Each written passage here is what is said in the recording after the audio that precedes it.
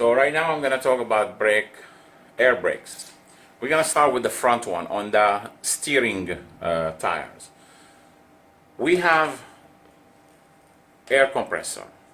Air compressor runs with the engine.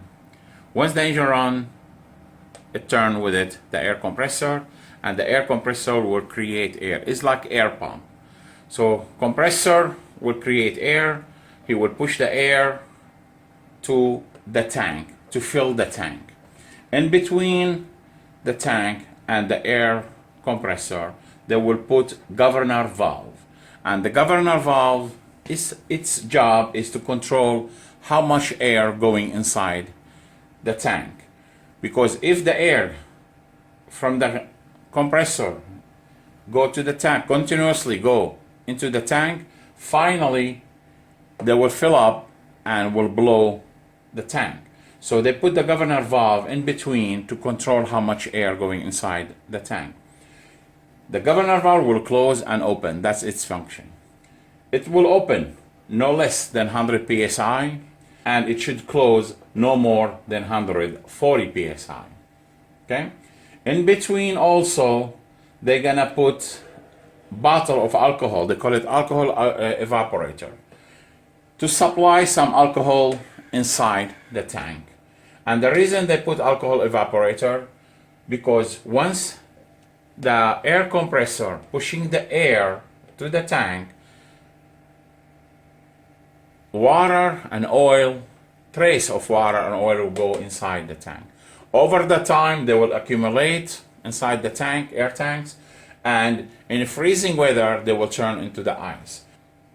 To prevent the water inside the tank turning into the ice, they put the alcohol. So alcohol will mix with the air and prevent the water getting freezed.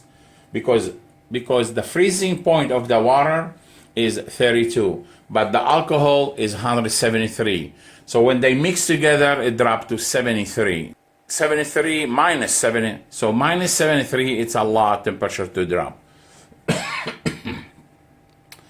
All right, so we continue. Now we are here in the tank. The tank starts filling with the air. On the tank, they put another valve. They call it safety valve. And the safety valve should open at 150 psi. Safety valve, its job is another protection for the tank not to blow up. In case the governor valve fail to close at 140 and the air continue to go inside the tank, they put additional valve, they call it safety valve. It will open at 150 psi and let the air out of the tank.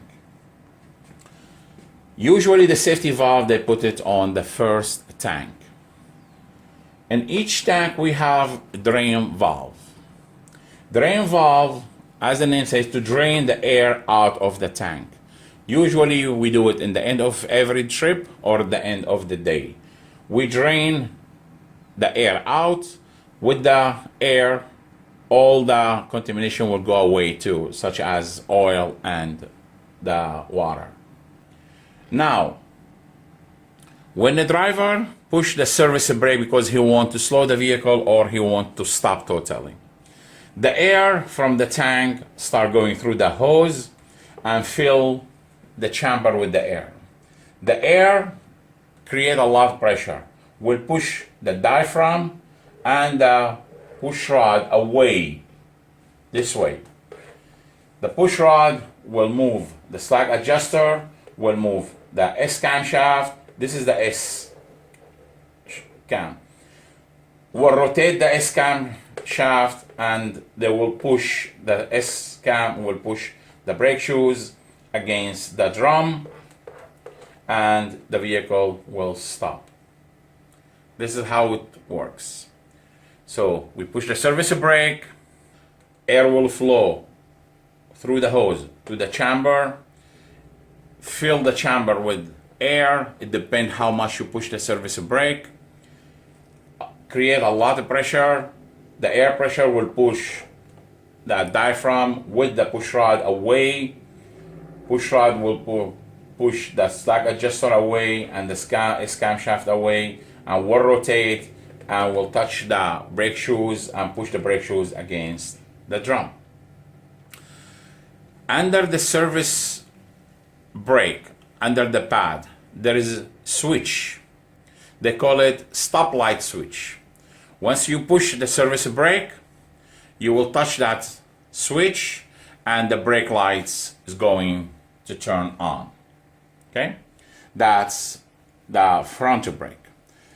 This part here from the tank all the way to the brake is gonna repeat on the rear axle, which is the parking or emergency, with a slight difference. Let's go and explain it. At the dashboard we have two valves. We call them spring valve. One of them yellow, the other one is red. Those spring brakes, these spring brakes, they have many names.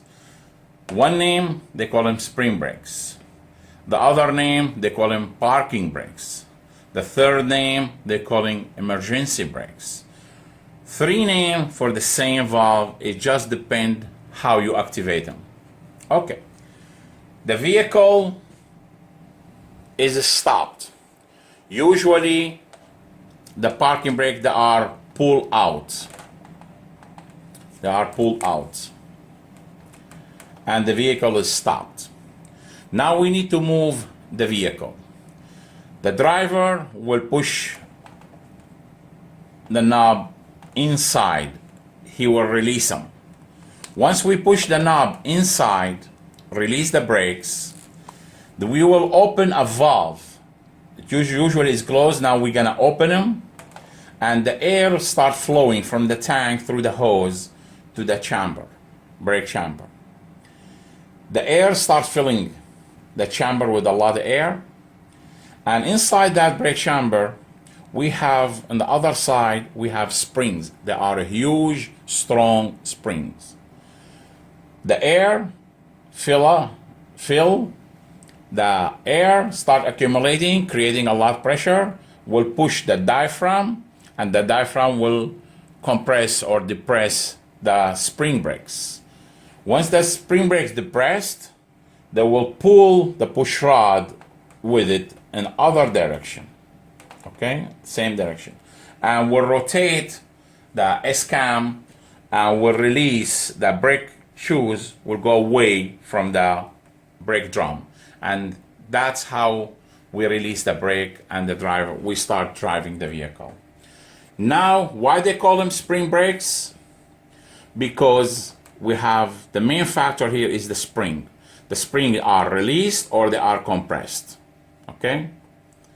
If they are compressed, it means there is no brake. The brake are released. If they are expanded, it means there is a brake. So spring brakes, because the main force is the spring.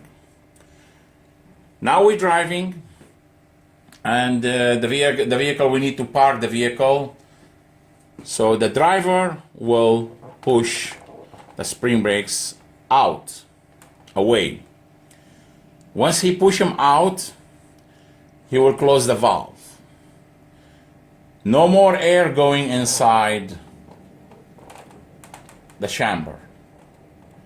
If there is no more air, no more force, the spring brakes, the one they've been depressed, they will expand. And once they expand this way, they will push the diaphragm, and the diaphragm will push away the push rod will push away, slack adjuster will push away, S-cam shaft, and the S-cam will rotate the other side to this side and will come against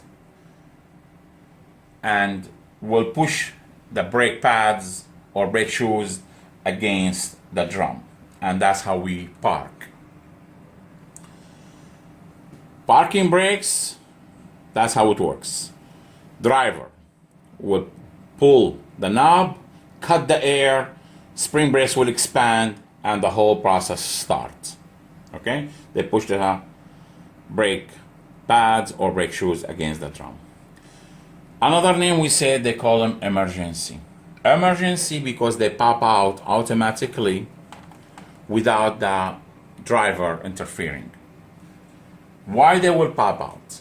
Because somewhere in the system we have air leak. Once the air pressure drop in the tank or on the chamber or anywhere will drop the air drop between 20 till 45 psi, the spring brakes will pop out. There is another valve, they call it protection valve. He will sense there is no more air and will give order, pop out.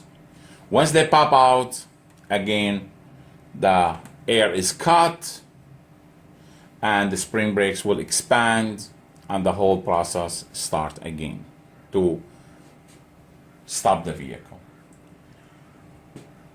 One more time, you need to remember this number, 20 to 45. Usually the question, if the air pressure drop below 20, what's going to happen? The emergency brakes, it should engage. Anywhere the leak can be. Bottom line, once the pressure drop below 20, somewhere between 45 to 20, the protection valve, there is sensor inside. He will feel it, there is no air, and he will close the valve and the spring brakes will be engaged. Again, why it will engage? Because no more air, the spring brake is going to expand. Push rod going this way, slack adjuster go that way, S-cam shaft going this way, rotate the S-cam, the brake shoes will push against the brake drum. This is the air brakes in the front tire, the steering tire. Here we have the ABS cable. This is the air hose. This is the brake chamber, push rod, slack adjuster, S-cam shaft, brake shoes, and brake drum. Brake shoes, brake drum. When they say the push rod and slack adjuster, they should have maximum 1 inch of free play. I'm gonna push it, look. See this? I cannot move the brake more than 1 inch. One more time.